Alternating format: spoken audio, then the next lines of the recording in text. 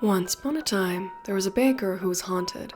She wasn't the type of cat to believe in ghosts, but here she was, in her humble and cozy house, wondering what went wrong. Normally, she had a peaceful daily routine. She loved to bake for her friends, family, and stores that wanted to sell her goods. She had a peaceful daily routine. After a long day of work, she would make herself a cup of tea with a slice of pumpkin bread on the side. However, one day on her way back from the post office, her attention was captured by a necklace in a thrift store window. It was a medallion with a large star in the middle, hung on a thin black leather rope. As the light of the setting sun hit the necklace, it glittered, and she couldn't take her eyes off of it. Buying it on a whim, she took it home happily, unaware of what would happen next. This pretty medallion was about to change her pleasant daily routine, and not for the better. That night, she wore the necklace before going to bed. Admiring its reflection in the mirror, she suddenly felt a chill. Crossing her arms to keep herself warm, she wondered if she had forgotten to close a window. Without thinking, she clutched the necklace in her hand, and she heard a soft whisper. At first, she thought it was the wind whistling through the bathroom window, but when she checked the window, it was closed. After a couple of minutes, the whispers grew stronger, louder, and more insistent. The ghostly voice turned into ghostly voices that were demanding various baked treats.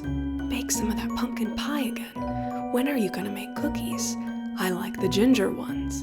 And even, 2 orders of focaccia bread, please." The food requests went on and on. Realizing it was just a couple of hungry ghosts, she frowned and rolled her eyes. How silly. I'm just gonna ignore them, she thought.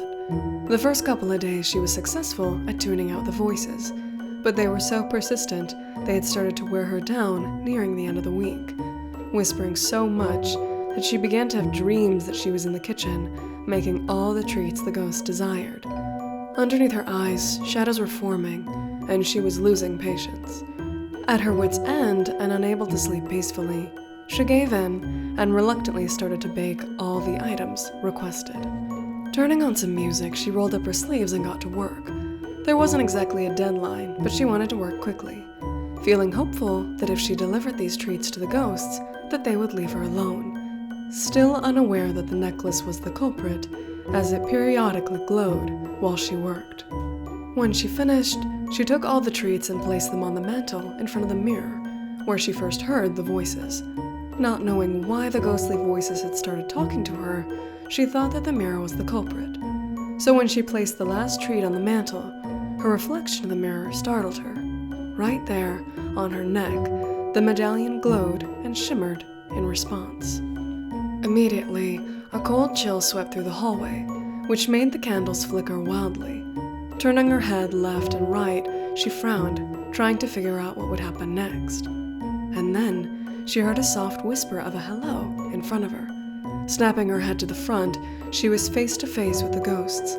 Behind her in the reflection of the mirror, they were floating and materializing into view.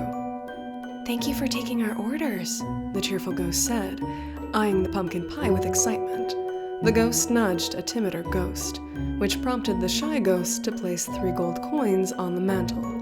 The cat hadn't anticipated the voices to belong to so many ghosts. They didn't look scary, just hungry and friendly, except for one grumpy ghost in the corner who looked over her shoulder. He put a fruit tart in his mouth and grumbled, "Needs more salt." For a while, the ghosts ate bits and pieces of the feast in front of them, taking their time, and all the while the necklace glowed and vibrated, enchanting the light of the candles to glow even brighter.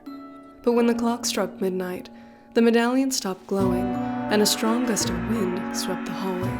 She closed her eyes against the dust, and when she opened them a second later, all the food and the ghosts disappeared into the night. Pausing for a bit, she looked back into the mirror and savored the silence. It was over. There were no more voices demanding sweets, leaving a confused baker wondering if they would come again next year.